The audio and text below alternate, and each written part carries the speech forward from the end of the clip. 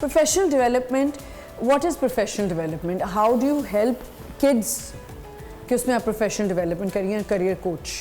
Well देखिए, career जो counselling है ना, फर्स्ट ऑफ ऑल तो हमें ये समझने की ज़रूरत है, counselling is not only giving advice, it's to provide the complete road map, right? पूरी जिंदगी का आपका कैसे कहाँ रहना है, कैसे करना है, आपकी ज़िंदगी का पूरा निचोड़ है। तो जब एक बच्चा प्रोफेशनल डेवलपमेंट की तरफ आता है तो उसके अंदर हमारे पास डिफरेंट क्राइटेरियाज होते हैं, जिसमें हमारे पास प्रोफेशनल्स भी होते हैं, स्टूडेंट्स भी होते हैं, ग्रेजुएट्स भी होते हैं कि जो न्यू जिनको एक ज़िंदगी में एक ब्रेक आता है, उसके बाद उनको अपनी प्रोफेशनल ग्रेजुएशन की तरफ जाना होता है। फॉर एग्जांपल हम उसको कहते हैं कि एचएससी के बाद या इंटर के बाद जो है वो एक ब्रेक आता है, तो उसमें उनके लिए बड़ा इंपॉर्टेंट होता है कि उनके 3 तरह के इश्यूज़ हैं जिनको हमें कोप करना पड़ता है। फैमिलियल इश्यूज़ जिनकी अभी बात की गई कि पेरेंटल प्रेशर्स होते हैं उनकी, फिर सोशल इश्यूज़ होते हैं उनके अपने, एग्जैक्टली, एंड देन कंपटीशन, वो इसी में आ जाता है सोशल इशू कि आपके ऊपर पेयर प्रेशर्स होते हैं, रैट रेस होती है, कॉम्पिटिशन्स होते हैं, ये सारी चीज़ें हैं। और फिर इसमें फाइनेंशियल स्ट्रगल्स भी होती हैं स्टूडेंट्स की, वो भी सोशल प्रेशर और फैमिलियल इश्यूज़ में आ जाते हैं। बिल्कुल, फाइनेंशियल प्रॉब्लम्स भी तो आ गई हैं बहुत ज़्यादा। और इसके अलावा फिर एकेडमिक इश्यूज़ अलग होते हैं, जिसमें उनके लो ग्रेड्स अगर आ जाते हैं, उसको हम कैसे कोप करें, उनके लिए कौन सी ऐसी प्रोफेशनल फील्ड्स हैं जहाँ जाके वो एक्सेल कर सकते हैं।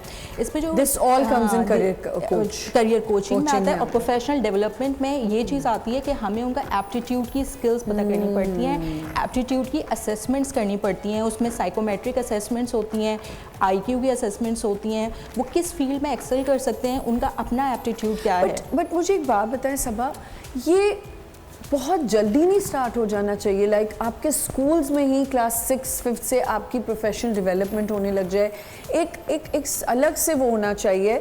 कहते ना, एक मैंने जैसे अपने बेटी के स्कूल में कहा कि I think there should be one counsellor, या कोई आए, आपकी साइकाइट्रिस्ट आए, साइकोलॉजिस्ट आए, जो बच्चे के साथ आके वीकली, हफ्ते में 2 दफ़ा एक सेशन होना चाहिए हर बच्चे, जहां आपको लगे बच्चा आइडेंटिफाई करें कौन सा वन ऑन वन आपका एक कोचिंग सेशन होना चाहिए, इंटरव्यूज होने चाहिए। और ये बहुत देर से जाके होता है, यानी कि जब वो उस एज को क्रॉस कर चुके होते हैं, जब उनकी मेंटल कैपेबिलिटीज थोड़ा डाइवर्ट हो चुकी होती हैं और वो कंफ्यूज्ड होते हैं एक्चुअली कि पेरेंट्स ये चाहते हैं, मैं ये चाहता हूँ, माशरा मुझसे ये डिमांड कर रहा है, so where should I go, where should I. देखिए, अब जैसे आपने कहा ना कि डिजिटल मार्केटिंग और AI का दौर है आजकल ना, artificial intelligence, IT is like everywhere, तो माशरा हमसे ये डिमांड कर रहा है कि हमें जो बच्चों को वो IT की तरफ पुश करना चाहिए।